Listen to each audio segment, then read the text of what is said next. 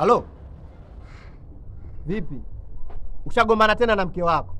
Yaani ndugu yangu, kila siku nakwambia ija kutoka kwangu mimi na mke wangu tuna miaka mimi naje kulifumania kwa sababu nina laini mbili, moja ya michepuko, moja ya mambo mengine hayo. Sasa wewe laini yako hiyo moja tumekote kote, ndio maana unafumania wewe. Mimi nakuja kukuelekeza mambo hapo. Nakuja. Mjinga. Unakuwa yaani miaka minne unanisaliti. Aya, naomba hiyo line.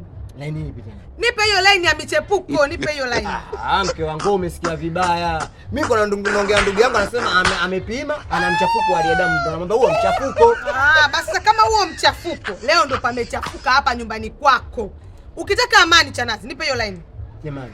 Mimi sina hayo mama. Nipe hiyo line Chanazi. Mimi nasema michafuko ya damu. Esther mke wangu. Nisikilize basi. Ona.